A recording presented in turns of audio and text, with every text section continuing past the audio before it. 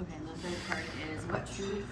You go say it. What truth will set me free if I dare to live it? And actually, we need two on that one. Great. Okay, so first card. What am I pretending is fine that actually needs to be faced? That's fun. Where are we spiritually bypassing? That's Where is that coming through? Thank you. So, like this is kind of that, like, kind of feels like, where are you, the toxic positivity, like, oh yeah, of course everything's fine. Like, oh, or the like, oh, it's not as bad as them, so like, I can't complain. Like negating your own feelings around something because you're comparing or you're not wanting to go into the space of that negativity. So, the peacekeeping mask, it quite literally is the card exposes the peacekeeping mask. I actually really needed this. Playing small, quiet, or agreeable. The interesting thing is, or the to keep the illusion going, it kind of is the illusion. That's what this is. It's where are you playing the illusion of course it's all good, it's all fine. Okay, next we have what sacred wound is ready to become a source of power. Oh, interesting. This is the King of Pentacles. You're doing such a good job. Okay, what sacred wound is ready to become a source of power? Oh, I gotta lean into this one. Can I say what I think it is? Yeah, please. I think it's the prosperity wound. I think it's the money wound. Oh. And it's ready to shift. It's ready to become a source of power. This man has no shame over what he has accomplished. He has no shame over the fact that he now has time to sit perfectly still and read books in his library. He did it all.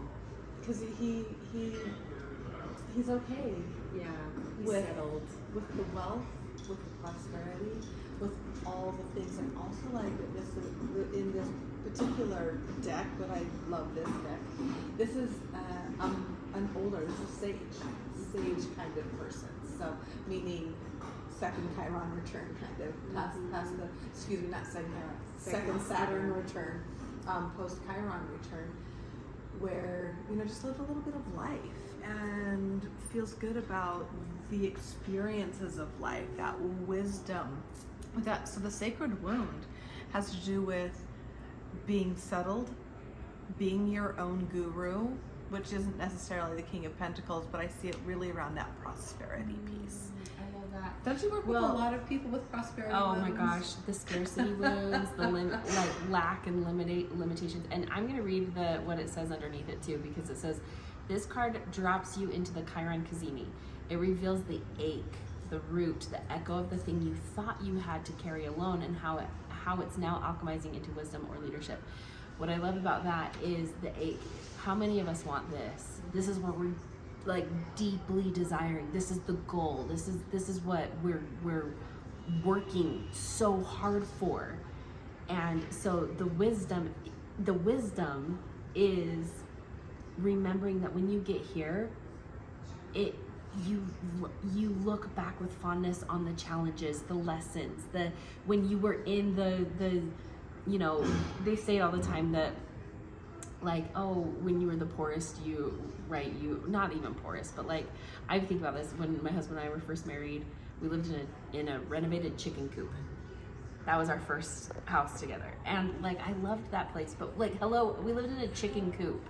So, but that's like, the wisdom is there was so many good things happening then. So to believe that right now, to live this mentality right now, that's the wisdom. Okay, 3. What truth will set me free if I dare to live it? Oh, I love this. Okay. We've got the 9 of Wands. Sorry, I'm taking things from you. And the High Priestess. So this is the truth that will set you free. What I love so much, this actually came up in the last card reading for the moon. So the Nine of Wands, so we still are here, everyone. We collectively, we're still here, where we have put our own traps around ourselves. We've put our own fences. We've blocked ourselves in, and we're looking at all of the things we can't do, because that's where we're facing, when in reality we could step over that fence. We could take it down, we could disassemble it just easily, or we could freaking turn around and see the vastness that is behind us. And so the truth that will set you free is you're never limited. And this is kind of like a keep going, you're almost there kind of card. So if you dare to live the like keep going, don't stop now, in an intuitive space, like really check in with yourself. Is this right for me? Is this mine? Is this for me? Then you can absolutely open yourself up to more. What do you see?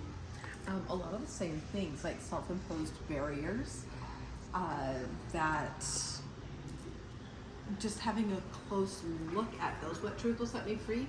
Well, maybe it's that barrier that you put up, and we can see how this shows up in the rest of the cards. Like, are we spiritually bypassing?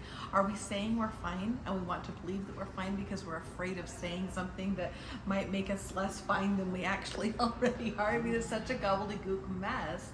And then does that create a barrier? A barrier from us stepping forward into something different, into more truth, more radical honesty. And I see it also as it pertains to the King of Pentacles, the sacred wound around scarcity, around prosperity. Does it have to look a certain way in anything? And so the Nine of Wands, I sometimes see it as, oh, I thought it was going to look a certain way, and it doesn't look that way. And, our expectations. but I can still look out there, but I've got this thing here.